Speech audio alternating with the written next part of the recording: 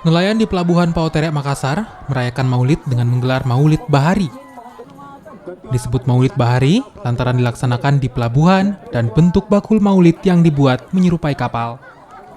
Tak hanya bentuk, ukuran bakul juga lebih besar serta dihiasi berbagai hiasan. Isi bakul juga bernuansa bahari, mulai dari telur ayam, nasi ketan, ikan, cumi, dan udang. Menariknya, kreasi bakul maulid yang dinilai paling bagus akan diberikan hadiah dari pemerintah kecamatan.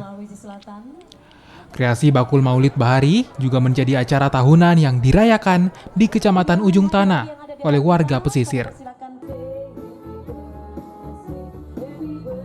Tanah ini terkenal sebagai masyarakat yang religius.